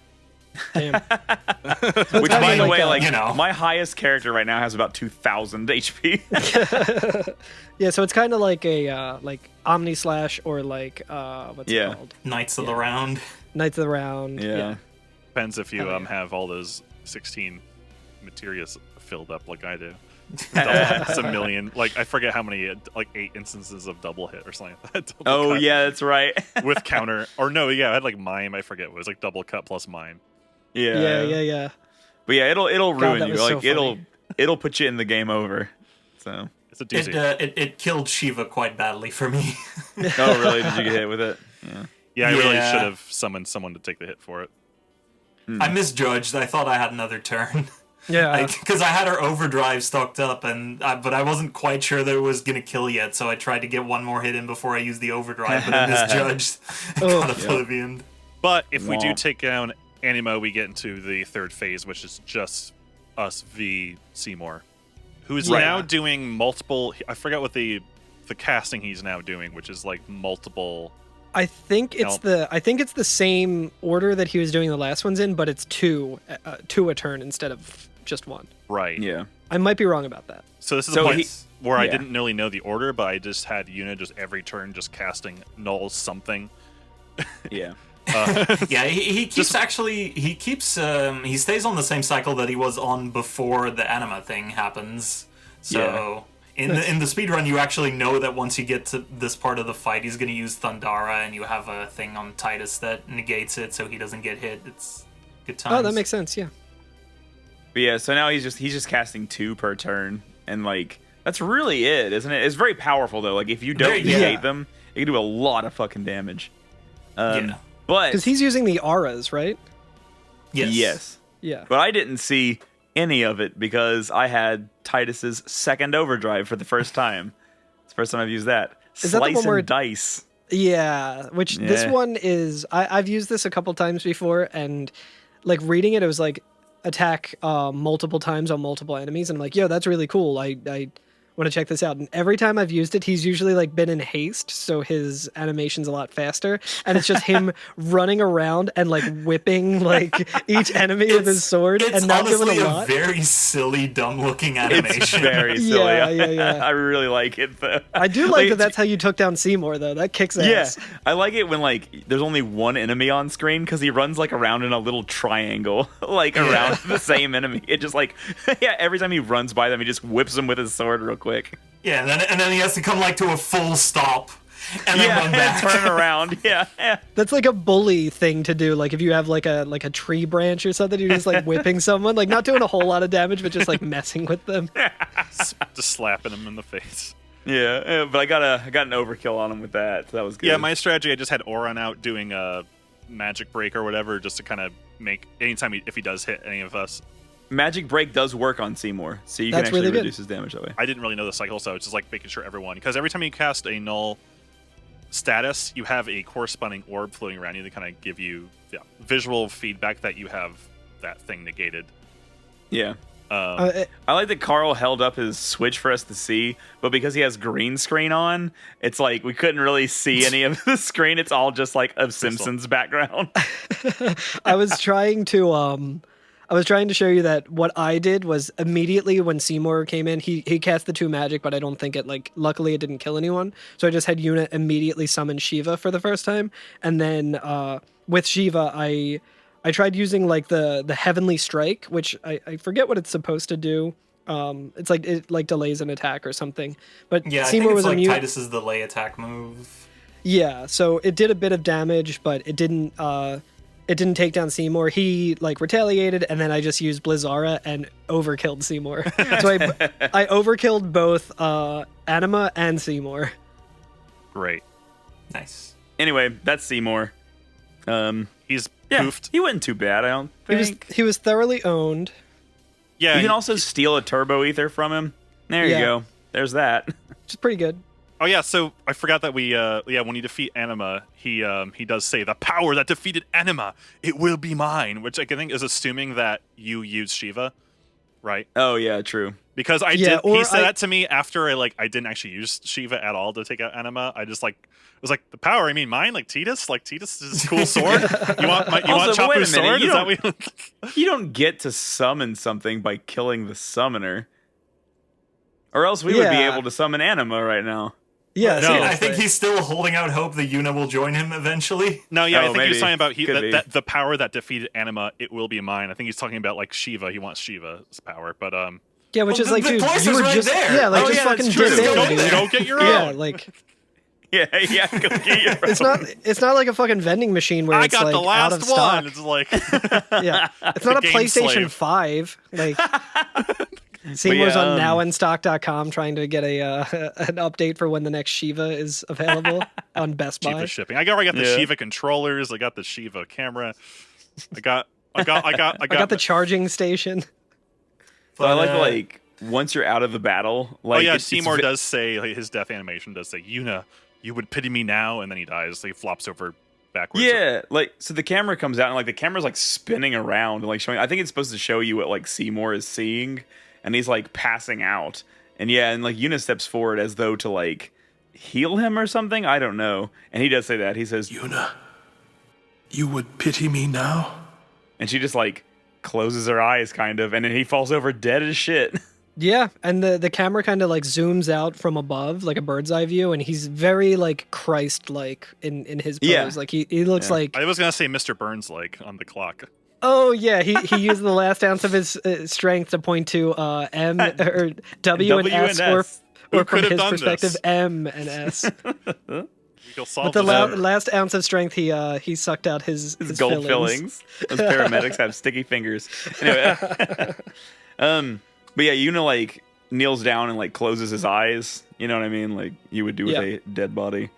And then Trommel runs in and like, oh, poor Trommel. I feel bad for him. Like he's again, so if somebody told me that they did not like Trommel, I'd understand.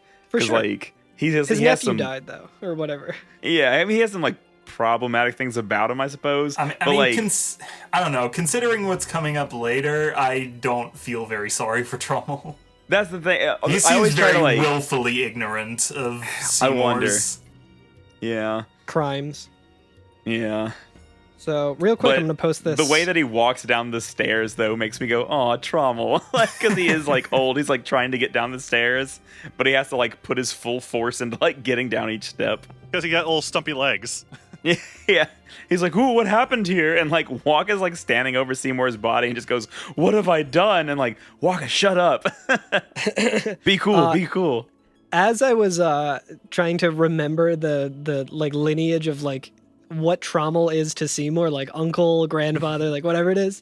I went to like the wiki page for him, and the picture that they used for him is just his character model, but in an A pose. So I just sent that to the chat that we're all in because it's very silly. Also, if you had to guess, how old would you say Trommel is? In anime years, 40. God, yeah, anime years. He's probably like in his 20s. Like I was saying, if Oron is like in his 30s. Mm-hmm. I don't know. I guess I'd say like I know what the 50. Yeah, maybe 50 or 60. Do you want to take a swing at it, Mrzwanzig? 63. Okay, so Curtis was the closest without going over. He is 54 at the time of Final Fantasy X. Oh yeah, it makes sense. I think he seems like a 54-year-old. Yeah, he seems a little older than 54, but he probably seems older than 54. Years, yeah, in anime years, it makes sense. That's true. But yeah, so Trommel sees fucking dead ass Seymour on the floor, and Titus is like, "Wait a minute, it's not our fault at all. Seymour struck first. He's the bad guy." This is really funny because there's a few scenes around now where like I noticed they had to speed up like all the heavy text to kind of like. Oh man, yeah. Like yeah. Back when we were like when she was talking about Riku, like they definitely sped up like I almost said James Earl Jones, James Arnold Taylor, James Arnold Taylor's voice to like fit in. Yeah. But he's like, wait a minute, it's not our fault at all. Seymour struck first. He's the bad guy. Feels very like super fast. It feels very like really Speed funny. Racer. It's very that. Yeah. And Oren is just like, Yuna, send him. You know what I mean? Real business. But like, get him out of here. Trommel won't let him do it.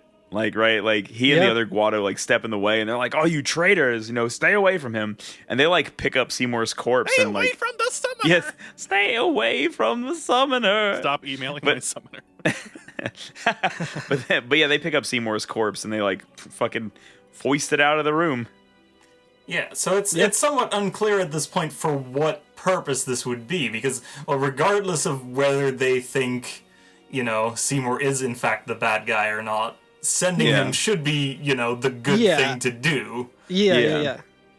They're just Weekend at Bernie's him. Like they're putting sunglasses on him and having him like, pretending like he's alive. And maybe they just think he can still be saved or whatnot. Yeah, that was my interpretation of it. Is they're like, oh, okay, well, he's not dead yet. I thought it was just like a trust issue. Like, no, we can't trust you to send him. Maybe you'll send him somewhere bad or wrong. You'll do it wrong. We'll use the Guado summoner to send him. Oh, wait, shit.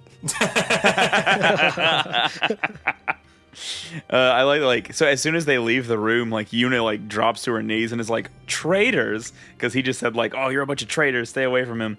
And Waka just says, we're finished. And like I feel like this is like the turning point of the game, right? Like this is where like the fucking trajectory of the pilgrimage and FF10 in general just veers hard left right now. Yeah, because up to this point we have been basically following the path that was set out for us like 2 hours into the game. Yeah. Yeah. Yeah, now it's now we're like the murderer the shit of has a fucking... thoroughly gotten real. Yeah. We're on the run. Just a political assassination and, Right. And Titus is like, hold on just a minute. Seymour's the bad guy. We'll just explain to everybody what happened. And like... Aaron cuts him short. He's just like, yeah, it's not going to be that easy. Let's get out of here. And then we get the experiments. Yeah. Yeah. How did everyone do? Experiments. How did everyone do? Yo, I made out like a bandit. Kamari jumped up 4 sphere levels, so he's now at sphere level 9. I got 14 soul levels for Yuna. Holy shit. Again, because I have probably like Mrzwanzig, I was kind of under leveling her. Yeah, I mean, and I still had the previous 2 bosses stocked up for her AP, so I got to level her like crazy. Yeah, I got to. That's awesome. Yeah, go crazy on the sphere grid after this. I do love popping into the sphere grid and just being like, I got like fucking 20 levels to spend. Like, where will I go today? Yeah.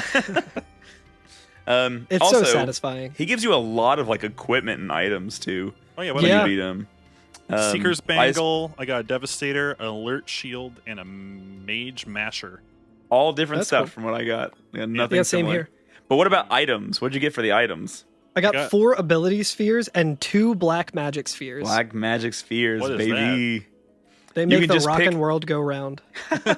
You can just pick any black magic on the sphere grid and just like learn it. I think as long as somebody else has learned it first. Yeah. And that at least used to be, I am not 100% sure on the current route, but that used to be an important thing for the run where you'd have, what was it now? You'd have Yuna learn some black magic that somebody else already had. That's yeah, awesome. you can definitely do that now. As long as somebody's already learned it. So you can't just be like, Yuna knows Ultima or something. I was gonna say, I feel like this is very much a thing that I will hold on to until I get Ultima, and then be like, okay, Lulu and Yuna also now both know Ultima. Like, now I'm gonna teach Kimahri Ultima. Yes. You can. That's the great thing about the sphere grid. You can do whatever you want. Yeah, it's true. Or you can be boring. Love to be boring. If you like your sphere grid, you can keep it. Already with the malarkey. Nice sphere grid. Want to bring it to the White House? So then you can name Shiva, and I feel like probably everybody else did, I named Shiva Scatman.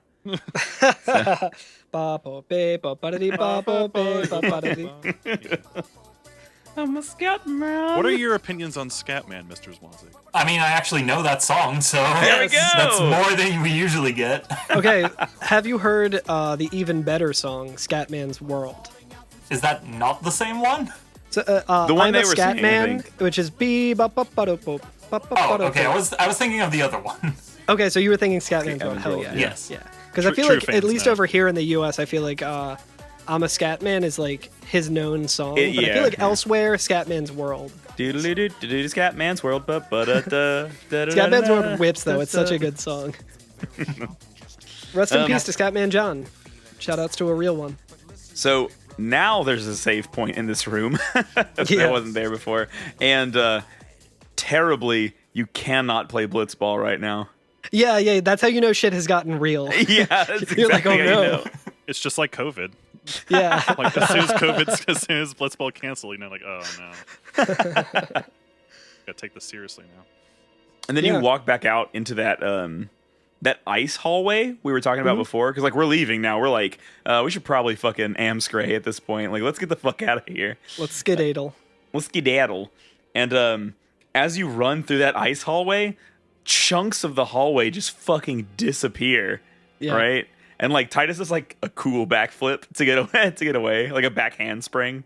Yeah, it's really cool. Like he's able to like jump back on each one that is then disappearing, and he keeps doing backflips and stuff. But Yeah. in my, I would have jumped forward. I was confused by my screenshot of it because he's just kind of like falling. He's doing a backflip, but the way it looks is he's just like, it looks like he's just falling to the floor below. Like the a cinematic to like Super Smash Brothers or something like that. Yeah, when they come to life. Yeah. Yeah. But yeah, so basically, remember how like we made mention of those floor plates earlier? Those aren't floor plates at all. Those are the top of columns that lead down into the room below. And so basically, like, the hallway has dissolved, and now we're, like, left in this large room, right? This atrium. And, you know, I'm going to look up the word atrium because I never do.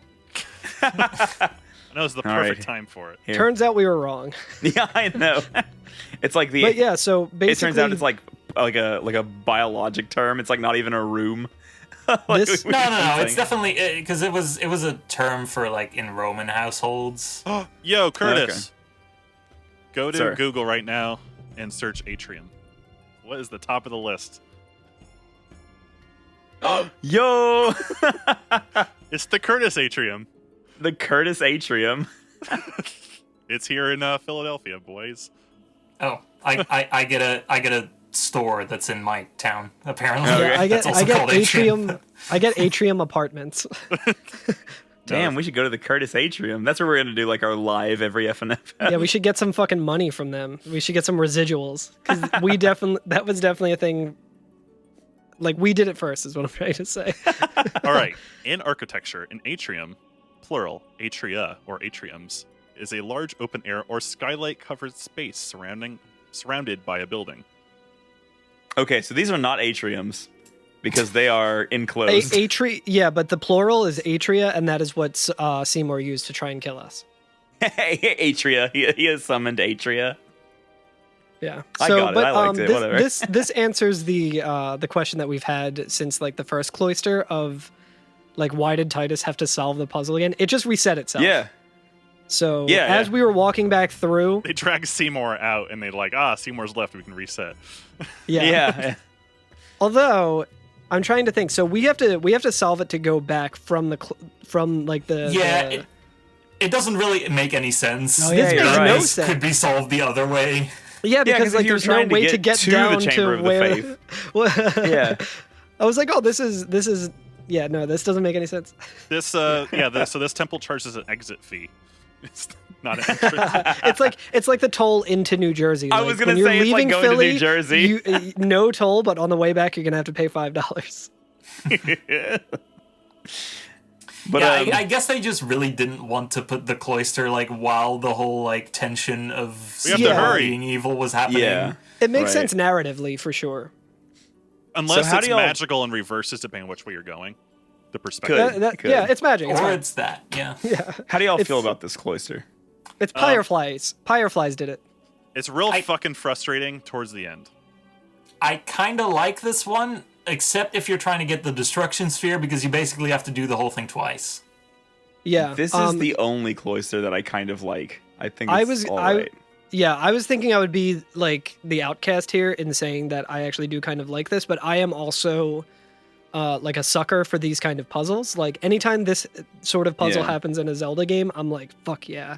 Like it's very satisfying to me to Here's why it's good versus the other ones to me, is that all of the pieces are on display from the get-go. There's no like Jose Temple thing where like, why the fuck would pushing that pedestal into that hole make sense? Like that shouldn't happen. Or like in Kilika, why should I push the pedestal onto the reset button, the one place that I shouldn't put anything, right? Mm-hmm. But like here, it's all logical. Like the pieces are on the board and everything kind of follows a rhyme and a reason. There's nothing like dumb like that.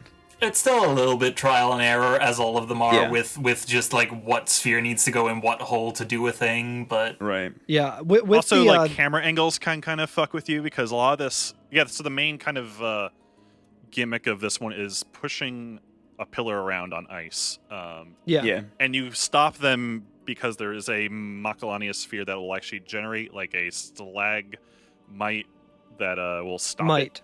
Might, yeah, the one that's what I said. An Isaac might. An Isaac might. Anyway, but yeah, there's a lot of pushing things around, and there's also pushing things down I don't know, like a slide to the bottom floor.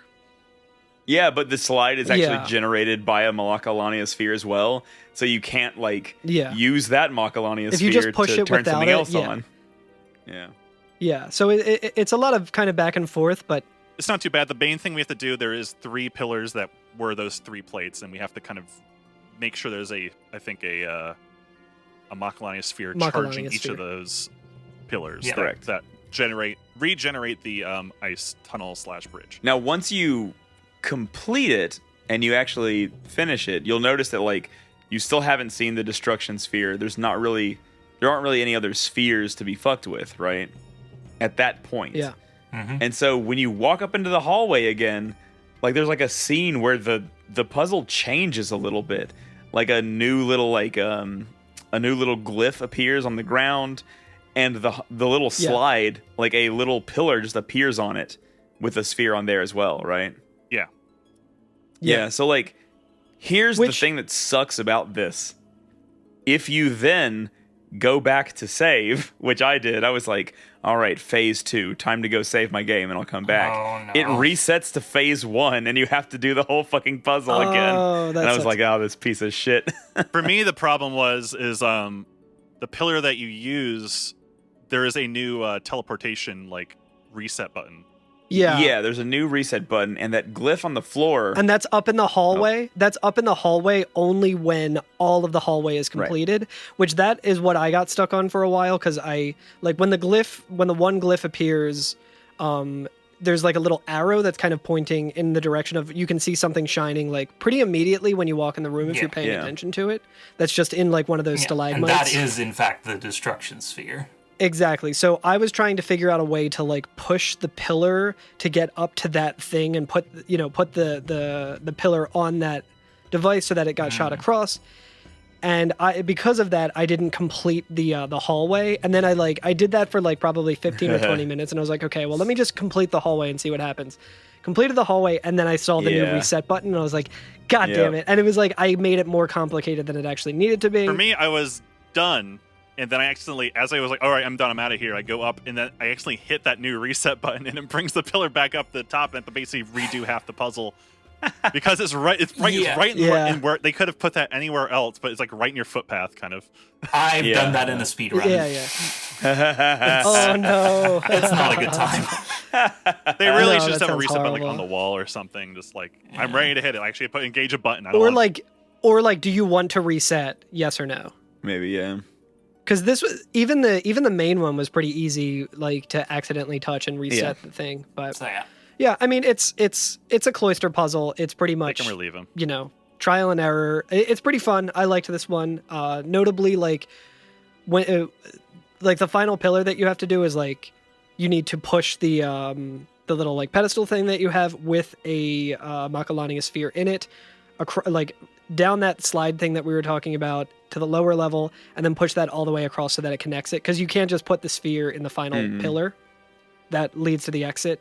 Right. Yeah, once you have your destruction sphere, it just goes in the only pedestal we haven't used, or the only slot on the wall we haven't used yet in the bottom level, and you get a luck sphere for it. Another new sphere for us, right? Yes. No, I think we've had some of these before. We got one before. They go in the empty nodes that we can enable, right? Yes. Yeah, they create a luck node. The annoying thing about these is that you actually need another thing to then fill it in, which is the fortune sphere, which are also incredibly rare and really annoying to grind. If you ever do stat maxing, then fortune sphere grinding is a freaking pain. Now I've read online that luck is the one stat you don't really need to max, right? No, you don't need to. Okay. But getting it up decently high is handy for things. I don't know. Fair enough. I did all the optional stuff in this game one time a decade ago, and I was just following a guide to do the whole thing. Yeah. So. Yeah. Do you remember? Hell yeah. Curtis, do you know about that pie dispensary in Fallout 4? There's there's a vending machine that has a little a carousel inside with one piece of not stale, not rotting pie, and there's there's a prompt to you put in money to try to grab it, and it always misses. But Yeah. apparently, if you have a high enough luck stat, you can get it up to like maybe Oh. 10% chance of getting it. Wow. That's I need to beat 4. I never beat 4. But it's the only thing. But luck if you is want good to talk for. about New Vegas, buddy, have I played some fucking New Vegas? Yeah, I think the only other thing though, after getting the luck sphere, there's like a weird glyph that appears like from the treasure chest as Yeah. well, which will become notable. I That think. has happened for all the Destruction Sphere treasures. Yeah, all the chests. Yeah, so no different here. All right, so Probably nothing to even note. It's probably not I important. didn't doesn't notice matter. it till Nins told us on that one episode. Yeah. But yeah, so then we're able to go back out into the temple proper, and like all the Guado are waiting for us, right? Like they've amassed a little group to probably take us in, right? For our crimes. And Yuna says, "Please." For the coolest of crimes, killing Seymour. The coolest. Oren says, "Give us a chance to explain." And Trommel says, "No need. I already know what I'll tell the other maesters." And Oren's like, Yeah, meaning. and Oren's just like, meaning? Lord Seymour was the leader of the Guado before becoming a maester. And then Titus just goes, "You're not letting us go." And Trommel says, let you go? Lord Seymour would never forgive us if we did. Right, and then like Riku wait, has wait. like the right idea here. She's like, "Oh, no problem. We'll just show him Jiskel's sphere. That like that's where the proof is, right?" Yeah. Mm-hmm. And Trommel just straight up does not care. He has it. He like literally has it in his hand. He's like, "Oh, you mean this?" And he just fucking crushes it, destroys Jiskel's sphere, and says, "The Guado take care of the Guado's problems." And I'm like, "Oh no."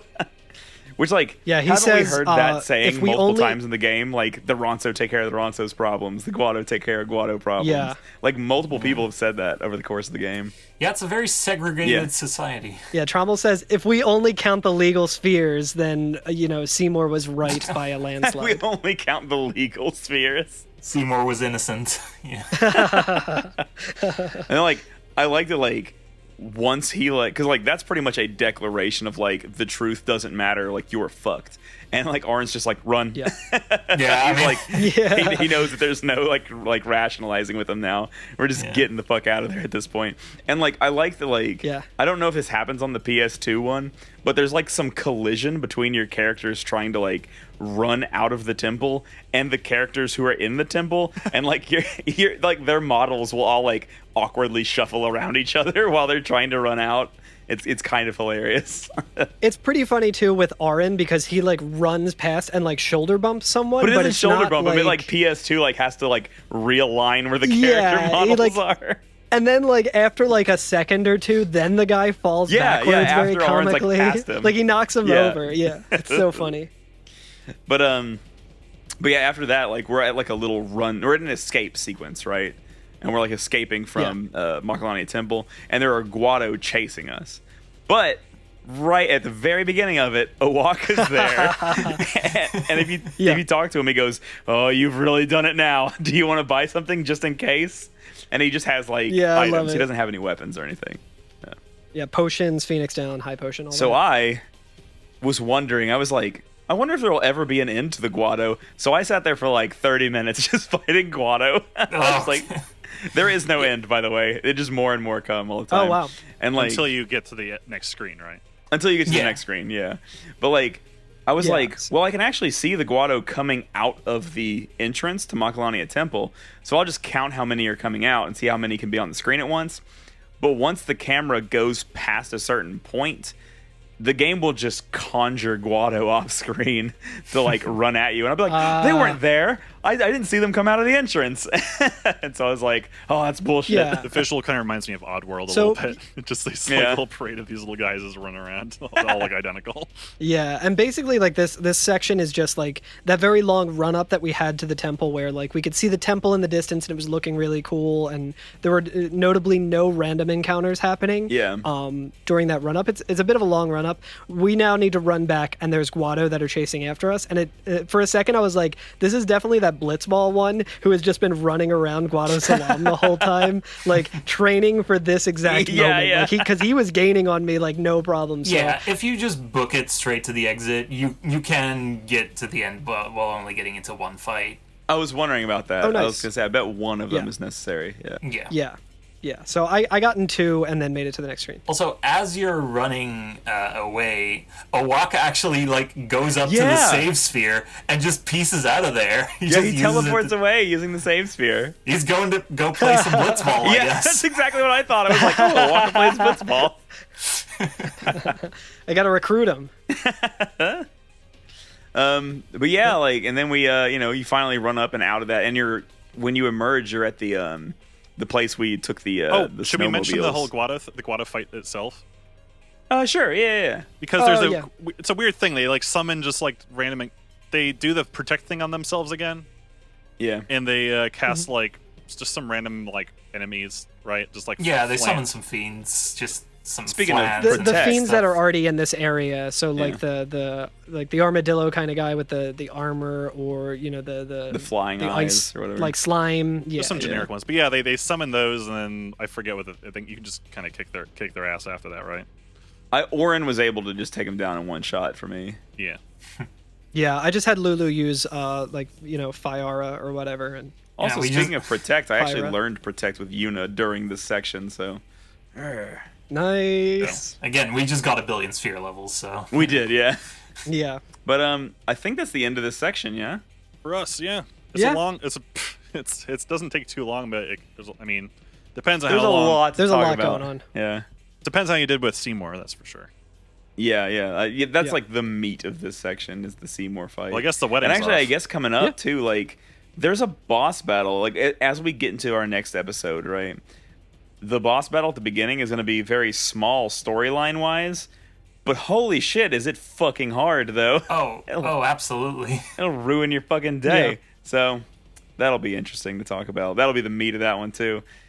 Yeah. But yeah, thank you so much for coming on the podcast, Mrzwanzig. Yeah, no problem. Returning champion. Always a pleasure.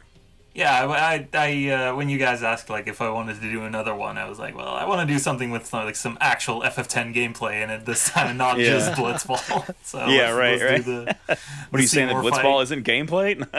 Because I'd agree. I do like Blitzball. Like after we recorded that episode, I went and played like 30 something games of Blitzball. Oh, really? Before actually continuing on with the story. That's 30 games too many, in my opinion. After we recorded that episode, I was like, oh, okay. Like there was one night where I had already finished my homework or something, and it was a couple days before recording, and I was like, you know what? Let me give Blitzball an honest shake. And I ended up playing it for like hours, and I was like, okay, this game is actually good as hell. I am on like You're on Team the pro Blitzball, Blitzball side now. Yeah. That's awesome. This is a good episode, though. I like this section of game. This is I feel like this is fun. FF10 like takes off right here. Like this is where the game starts. I'm very I played excited. for like another hour after this. I usually only like play as much as I need to like know for the episode, but I just kept going for a while. Yeah, so did I. Like I'm already like up into the desert. Yeah, I'm at the start of that. I'm gonna need to have to play ahead of the podcast so that I don't have to do all the like optional stuff in like 1 week. I don't know how we're gonna do that. Yeah, I don't know either. Good luck, I guess. Gonna watch a Let's Play. Yeah, I actually, you know what's funny? I have a save that I made from my playthrough when I played through it last year, and I was like, you know what? I'll just grind all the way up to where like I have like 3 characters with maxed sphere grids, and then I'll just take it from there. So like I have a save waiting for me that's like that.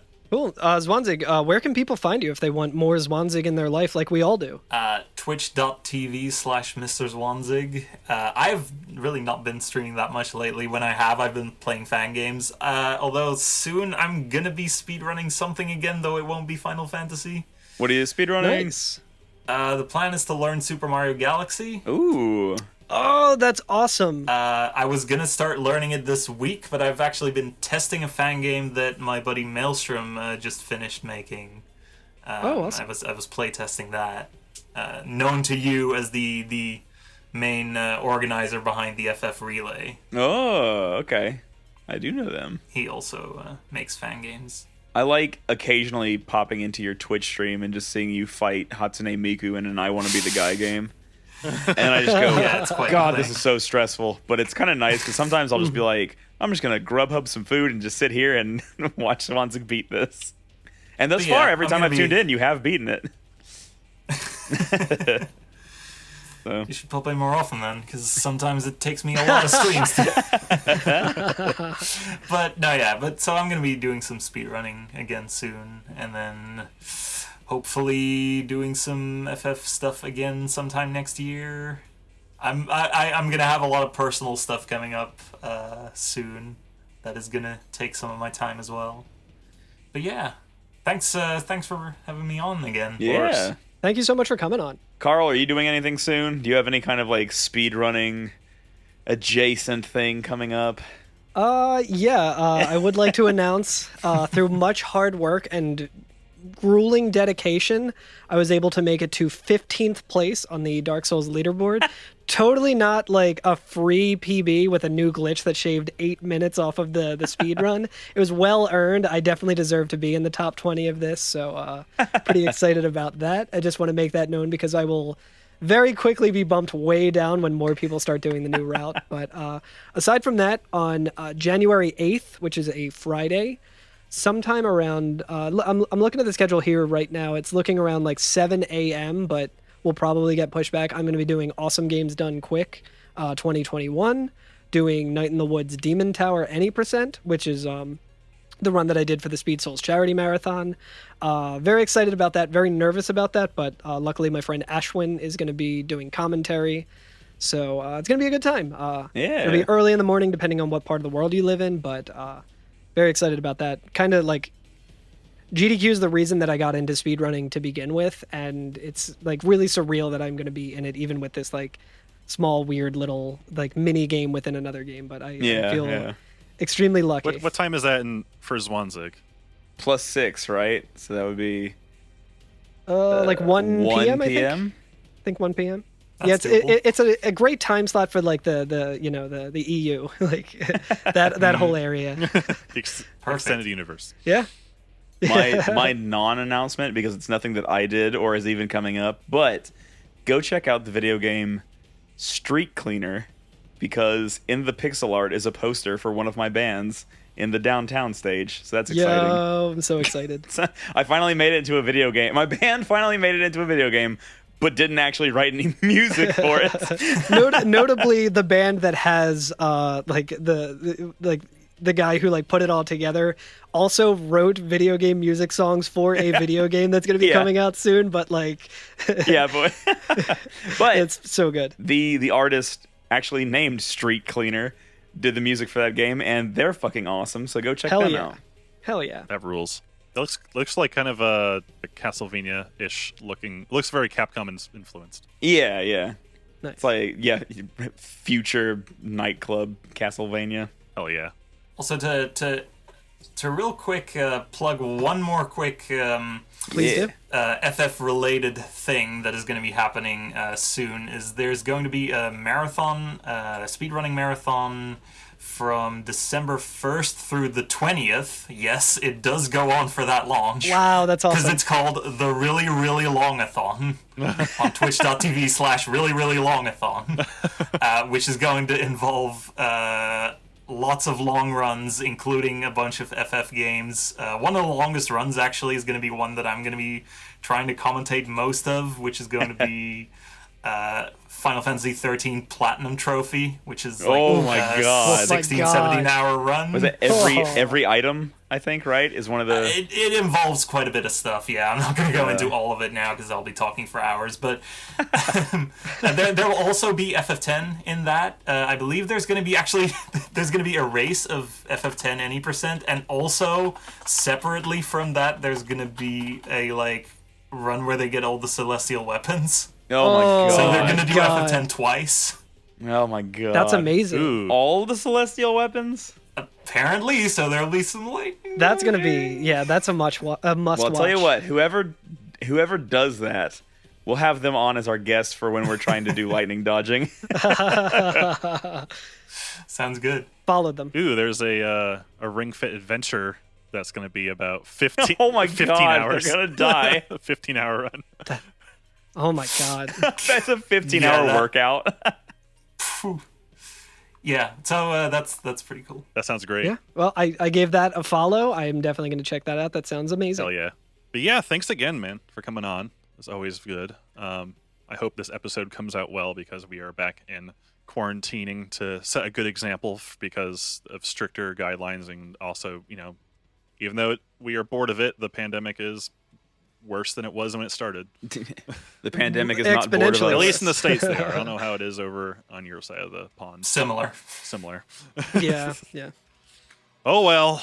So let's hope for that sin vaccine. Yeah, the sin toxins. All right, Alex, what are we going to do this week? Let's go crash a wedding. Right. Thanks to Neither Round for the theme music, Nobuo Uematsu, Masashi Hamauzo, and Junya Nakano for the game music. Remember to rate, review, subscribe, call us at 530-MATERIA, or find us at every FNFF on all the things. We still have our Redbubbles. If you want to find some cool shirts, we got some cool Aurochs, B-Side Aurochs gear up, which is always good. Get yourself a Final Fantasy shirt. Final Fantasy shirt. Maybe I'll make a Albed version, which is Final Fantasy. B equals P, Final Fantasy. There is the P emote. Right. But yeah, and as always, the podcasters take care of podcast affairs. Bye. And that, as they say, is that.